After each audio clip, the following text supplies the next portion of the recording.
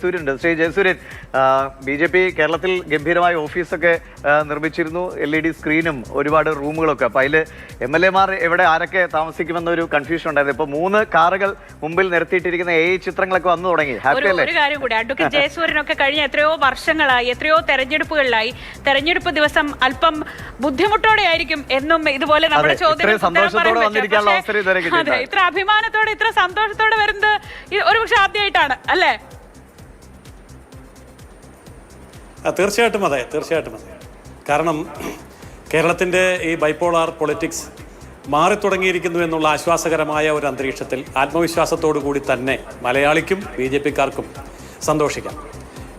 3 സീറ്റുകൾ, ബംഗാളിൻ്റെ കാര്യം നമ്മളിപ്പോൾ പറഞ്ഞു നിർത്തിയതേ ഉള്ളൂ. ബംഗാളിൽ ആദ്യം BJP-ക്ക് 3 സീറ്റായിരുന്നു, പിന്നീട് അത് 77ആയി, ഇപ്പോൾ 200ആയി. ഇതുപോലെ നല്ല ഒരു തുടക്കം കേരളത്തിലും ആരംഭിക്കാൻ BJP-ക്ക് സാധിച്ചിരിക്കുന്നു.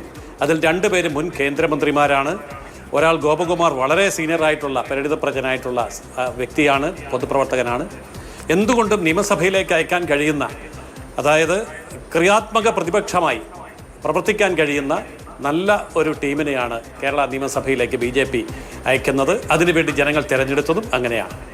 ഏതായാലും കേരളത്തിൻ്റെ ഇന്നത്തെ രാഷ്ട്രീയ സാഹചര്യത്തിൽ നമ്മൾ അഖിലേന്ത്യാ തലത്തിലുള്ള കാര്യങ്ങൾ സൂചിപ്പിച്ചതുകൊണ്ട് പറയുകയാണ്, ഭരണത്തിലിരിക്കുന്ന തൃണമൂൽ കോൺഗ്രസിനെ മാറ്റി, DMK-യെ മാറ്റി, CPIM-നെ മാറ്റി.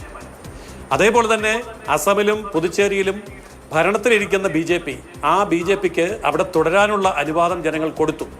അപ്പോൾ രാഷ്ട്രീയത്തെ ജനങ്ങൾ തിരിച്ചറിഞ്ഞുകൊണ്ട് നല്ല രാഷ്ട്രീയത്തെ തുടരാൻ അനുവദിക്കുകയും അതല്ല എന്ന് തോന്നിയ ഭരണകൂടങ്ങളെ മാറ്റുകയും ചെയ്ത ഒരു തിരഞ്ഞെടുപ്പിൻ്റെ ഫലപ്രഖ്യാപന സമയത്ത് കേരളത്തിൽ ഒരു നല്ല മാറ്റമാണ് ആരംഭിച്ചിരിക്കുന്നത്.